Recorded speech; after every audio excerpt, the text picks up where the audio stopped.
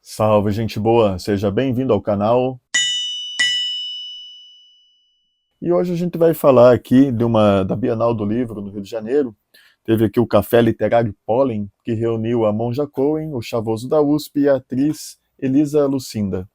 Vai haver um clímax aqui numa discussão sobre revolução, que é o que a gente pretende comentar. Mas antes, se inscreva aqui no canal, deixe seu like, comente e compartilhe. Antes de chegar aí nesse clímax, né, com a fala do Chavoso, eu quero só contextualizar aqui com uma fala que precedeu da Monja Cohen. Vamos aqui acompanhar. Vocês acreditam nisso, que nós somos uma única espécie e que nós estamos aqui para nos ajudar mutuamente? Então ela fala que a gente é uma única espécie humana, né? Então ela vai nessa unidade, né, fundamental, aí, digamos assim, que nos une. Que nós podemos fazer desse planeta o lugar melhor do mundo, mas vai depender de cada um e todos nós. Não, mas vai depender de cada um. Então ela vai do todo da espécie humana já direto para o indivíduo, né? Do 8 ao 80, vamos dizer assim. Que nos tornemos, cada um de nós, um átomo de paz, um átomo de transformação. Um átomo de paz, um átomo de transformação, né? O indivíduo. Né? Então ela não vai, entre o indivíduo e a espécie humana, colocar grupos, né? Grupos que estão sofrendo desigualdade, por exemplo, né? Com os marcadores sociais aí da classe, né? Da classe social, né? Econômico, da cor, raça, etnia, né? Do gênero.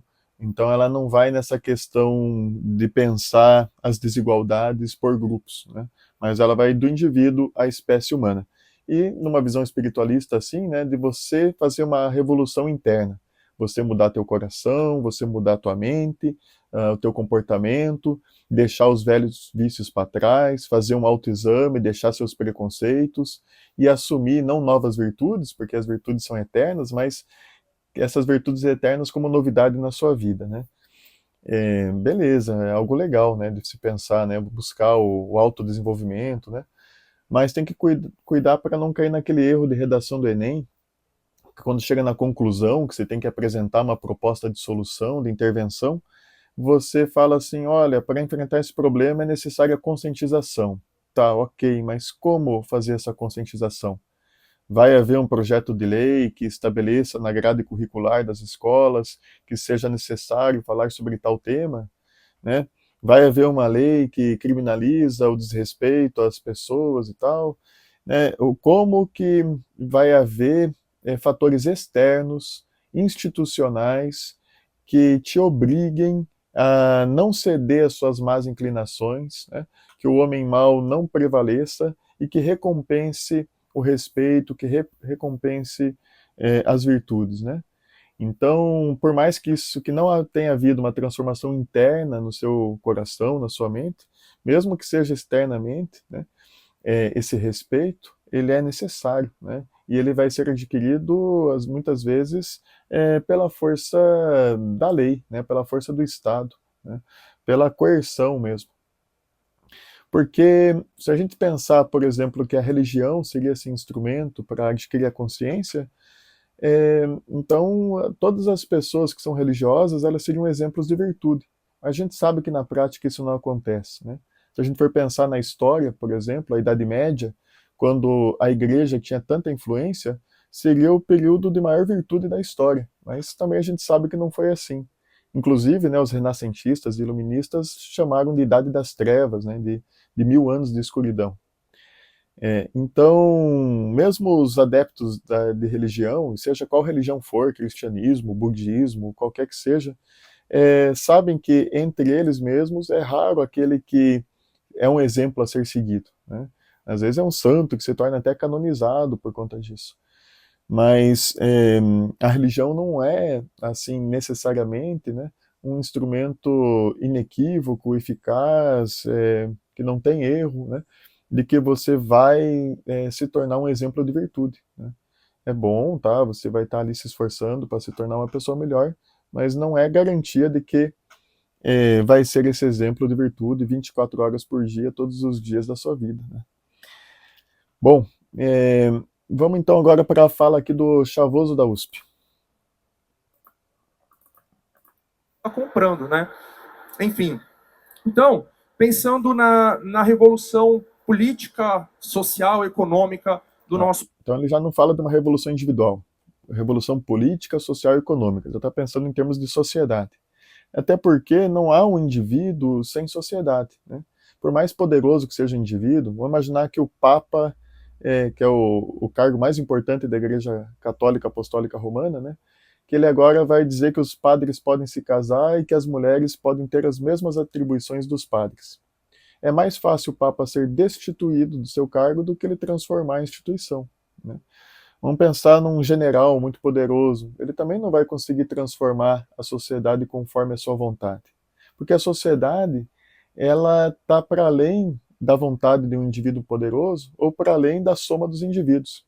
Assim como um bolo não se faz com a simples mistura de ingredientes, sei lá, margarina, farinha, ovo, não basta simplesmente misturar isso.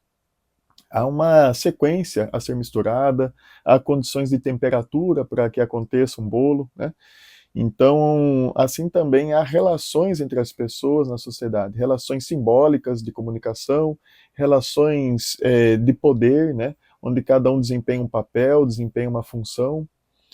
Então, o indivíduo ele já nasce num coletivo, né? Já nasce no seio da família para ser formado como indivíduo, né? Ele já nasce num coletivo. E alguns dizem até que antes da família, a própria linguagem já é a primeira instituição, esse coletivo, né? Pela qual você designa quem é seu pai, sua mãe, seus irmãos. Pela linguagem você apreende a família, né? Então, é claro que há uma participação do indivíduo, né, nessa transformação da sociedade, mas não pela vontade de um único indivíduo, ou de todos, ou de um indivíduo poderoso, né? Há relações institucionais e estruturais, e é aqui que ele vai falar nesse sentido para ter as mudanças, né? País, na transformação, que foi uma palavra que eu usei muito aqui hoje, né? Na transformação social que a gente precisa para o nosso país e que tem que ser muito profunda, tem que ser estrutural, né? Não são coisas superficiais que precisam ser mudadas. Esse país tem coisas muito... Então, assim, são mudanças estruturais, né?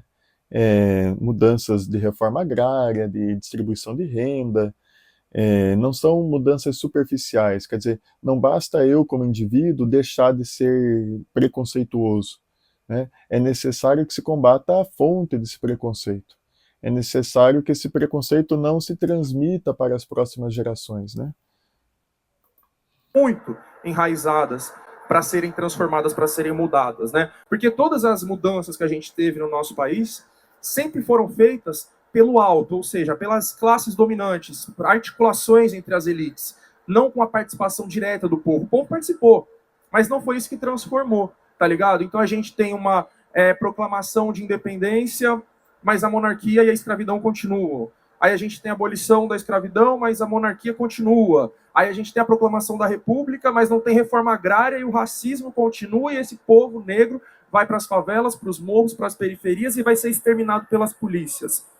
Então aqui na fala dele já aparece, né, a categoria o povo negro, né, expulso para os morros, né, vai ter que ali fundar favelas. Então na fala dele aparece essa entre o indivíduo e a espécie humana, os grupos que sofrem uma desigualdade muito maior por conta de preconceitos, né? No caso aqui, os negros, os pretos e os pardos, né, que sofrem com racismo. Então isso é o nosso país. As mudanças sempre aconteceram de forma superficial, por cima, sem mexer na estrutura. Quem pode mexer na estrutura? É o povo. É esse povo que vai entender essa história, vai olhar para tudo isso e falar assim, mano, nada muda para nós nunca. E vamos para cima de transformar isso. Quando a gente vai para cima de transformar isso, essa elite que está no poder há 500 anos, porque são as mesmas famílias no poder desde 1500, essas pessoas não vão deixar o poder por livre e espontânea vontade. A gente não vai chegar neles e falar assim, ó, cansamos dessas famílias no poder, a gente quer que a gente esteja no poder diretamente, não indiretamente, votando a cada 4 anos e achando que isso está mudando alguma coisa. A gente está ali elegendo os antigos aristocratas. Essa é a verdade. A gente tem uma democracia, a gente tem uma república. Como eu acabei de falar, são as mesmas famílias no poder há 500 anos. Tá ligado? Eles perpetuam no poder eleição após eleição. Isso em todas as regiões do Brasil. Tá ligado? O governador aqui do Rio vem de uma família que está no poder há 200 anos. O governador de São Paulo, tá ligado? Porque muita gente fala, isso é no Nordeste. Não, isso é em todo lugar, é no Brasil inteiro. tá ligado? O nosso vice-presidente, Geraldo Alckmin, tá há décadas, a família Alckmin no poder, no estado de São Paulo, e por aí vai, né? Quase todos os presidentes do Brasil, eles têm... Ele fala todos os presidentes, quase todos os presidentes, ele se corrige, ele deve ter lembrado do Lula, né, que não veio de uma família de elite e assumiu aí o cargo máximo do executivo. Daí pode falar, tá, mas é tão raro isso que a exceção, na verdade, confirma a regra, né? Pode ser, mas também pode não ser, né? A gente vai comentar isso depois. Tem essa trajetória. O que eu quero dizer? A gente não vai tirar essas pessoas do poder, nem por voto, e nem pedindo por favor.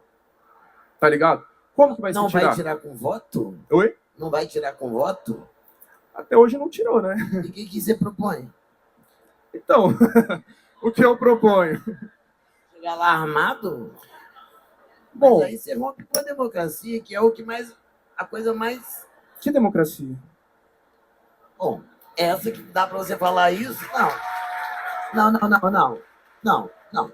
Desculpe. É só na democracia que pode ter essa conversa aqui, meu bem. Aqui eu achei legal, né? Que ele fala, que democracia? Daí o pessoal começa a aplaudir e a Elisa Lucina fala, não. É só na democracia que a gente pode ter essa conversa aqui. Bom, vamos fazer alguns comentários. A fala aqui do Chavoso da USP lembra a fala do Jean-Paul Sartre, filósofo francês, existencialista. Ele vai ter um artigo chamado Eleições, uma coisa para otários, algo assim, que ele vai dizer o seguinte, que o povo, enquanto categoria de trabalhadores, profissionais, estava tentando fazer uma revolução, teve a Comuna de Paris e tal, mas aí o voto ele vai se universalizando, né? Ele começou entre os ricos, era o voto censitário, né? Para quem tinha propriedades, aí ele vai assim abrangendo a todos, né? Vai se tornar o sufrágio universal, o voto para todos. E o Sartre vê nisso algo ruim, porque dá a impressão de que agora que o povo vota, ele está participando do poder. O Sartre vai ver que na verdade o povo está se desmobilizando, né, onde ele teria uma participação direta no poder, agora ele vai ter um intermediário, né, um mediador, um político, um representante, e Sartre não acredita nessa ideia de representatividade, tem que ser eu mesmo fazendo as coisas, né, com as minhas mãos e com a consciência de classe unidos, né, para fazer essa transformação, e não um representante lá. Quando você transforma o trabalhador num indivíduo, cidadão, votante, você isola o trabalhador uns dos outros, você aliena ele, e ele lá no segredo do voto, na urna, né, ele pode votar contra ele mesmo, contra a sua própria categoria, contra o povo, fazendo uma traição, vamos dizer assim. E então o Sartre ele acha que a representatividade dessa democracia ela na verdade esteriliza o poder revolucionário do povo, né? E é aquela coisa, né? Nunca um candidato pobre vai conseguir chegar até o poder. E se chegar até o poder, né, como aconteceu, de repente pode ser a crítica que uma vertente mais radical da esquerda pode fazer ao Lula, seria assim, mas primeiro ele vai fazer um conchavo com todas as elites econômicas, políticas, militares, etc e tal, e nunca vai fazer nenhuma transformação estrutural, né? Pode até ajudar o povo ali, mas nada demais, não vai mexer com o privilégio das elites. E se mexer, vai ser destituído, vai ser impeachmentado, vai ser assassinado, vai ser preso, exilado, não vai conseguir se manter no poder. Então, né, para o Sartre, a eleição é uma coisa para otários porque nunca vai fazer uma transformação real. Eu acho que é por aí que também vai o argumento do Chavoso da USP. A Monja Cohen havia cantado uma bola antes, também dizendo que até do ponto de vista estratégico militar, não é interessante fazer uma luta armada, né? Para além das questões éticas de assassinar pessoas, né? Que são muito mais assim importantes, né? Mas até do ponto de vista, digamos, estratégico, porque o Estado ele é muito bem equipado, né? Ele tem guarda municipal, polícia militar, polícia estadual, né, civil, polícia federal, exército, marinha, aeronáutica, guarda nacional, tem tanques, tem drones, tem armaduras, capacetes, tem fuzis, são soldados que vivem disso, né? Têm um bom condicionamento físico, sabem fazer manobras em grupo, né? São treinados, preparados. Que chance vai ter o povo numa luta revolucionária, né? Com chinelo de dedo, taco de betes, ou nessa visão mais romântica, assim, com o coquetel Molotov, né? É, então a chance de ser derrotado já é muito grande, né? Mas daí também pode-se levantar aí as exceções, né? Caso de Cuba, caso da Rússia, que se tornou União Soviética, né? Mas esse é um ponto, então, que se levanta, né? É, mas também tem um outro ponto, que é a questão da crítica anarquista, que fala assim, né, que qual que é o plano socialista? O plano socialista é que os meios de produção, que hoje estão nas mãos dos burgueses, seriam tomados pelo povo numa luta armada e seriam transferidos para o Estado, né? Haveria uma estatização. E aí haveria o fim da classe social burguesa, ficaria só então os trabalhadores, portanto haveria o fim das classes sociais, né? Haveria só a classe dos trabalhadores. Então seria a ditadura do proletariado. E aí, com o Estado assumindo os meios de produção, haveria então educação, saúde, segurança, lazer para todos, né? Que seria as mercadorias distribuídas igualmente. E aí a consciência das pessoas com essa nova condição material, a consciência iria mudar, seria extinguida da mente das pessoas essa ideia de um explorar o outro, a ponto de o Estado não ser mais necessário, e aí haveria a extinção do Estado e do socialismo rumaria para o comunismo, um sistema de autogestão dos trabalhadores. Isso na teoria, né? A crítica anarquista diz o seguinte, que na verdade, quando o Estado assumiu o poder, os burgueses vão ser substituídos por uma nova burguesia, os burocratas, os funcionários públicos, que com corrupção irão assim acumular riquezas, desviar para os seus, e vai se tornar novamente uma classe de opressores e oprimidos. E uma vez que você assumir o poder, você vai querer se manter no poder e não vai largar esse osso nunca. Então, não haveria essa transição do socialismo para o comunismo, né? E permaneceria ainda a existência de classes sociais. Então, essa é a crítica aí do anarquismo para o socialismo.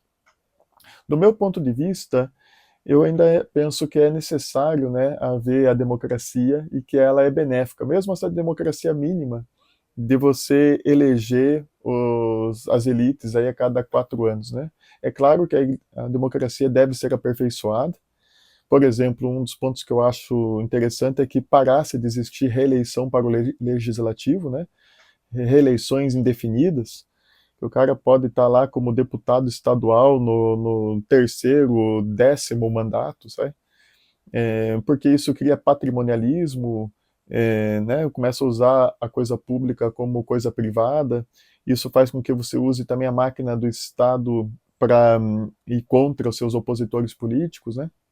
Então é necessário que haja uma alternância dos poderes, é necessário que haja mais fiscalização entre os poderes, é necessário que haja mais descentralização dos poderes, com movimentos sociais, com assim centros distritais, né, de poder, que o poder não funcione só do centro para a periferia, de cima para baixo, mas também de baixo para cima e da periferia para o centro.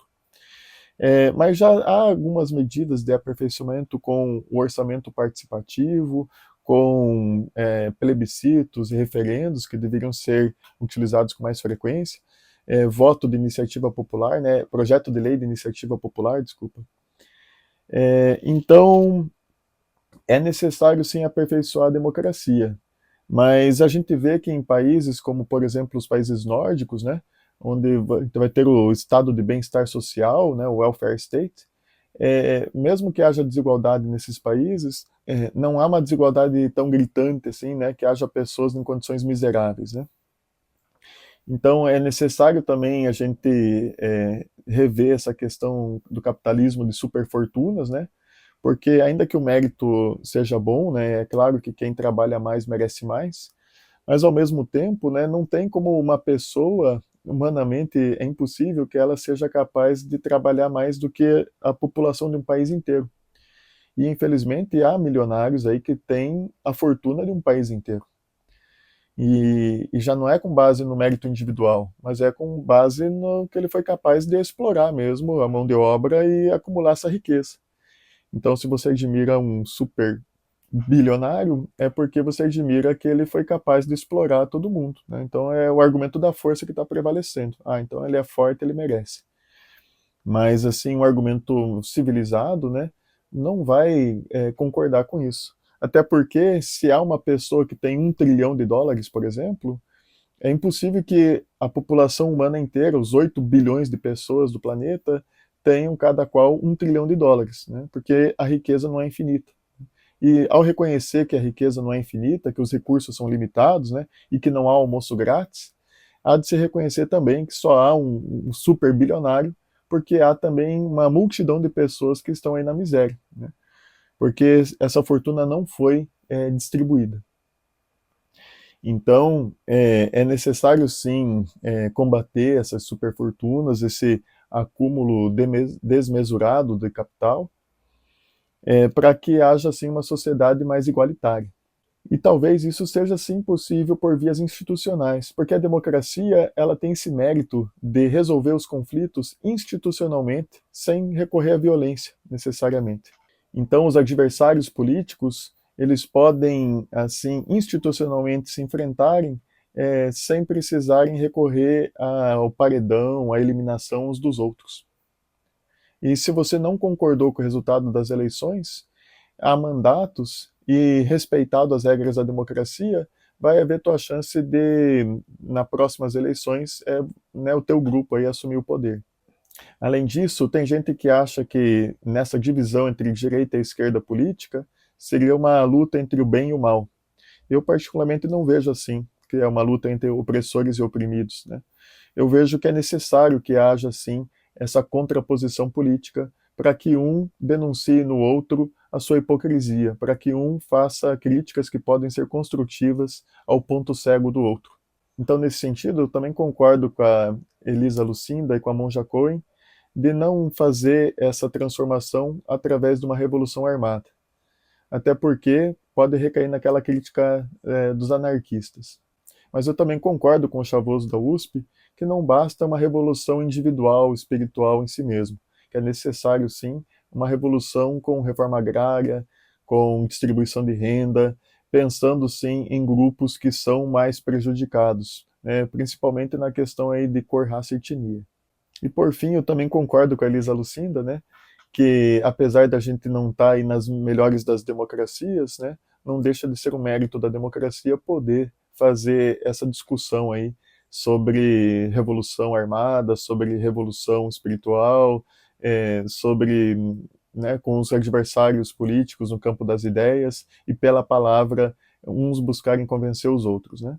Lembrando que a Elisa Lucinda também ela vai dizer que viveu a época da ditadura e que ela sabe bem o que foi a ditadura e o que é a democracia agora, né? Ainda que essa democracia não seja perfeita, é com certeza, né, muito melhor do que os anos de chumbo. Bom, fico por aqui então e até a próxima. Tchau, tchau.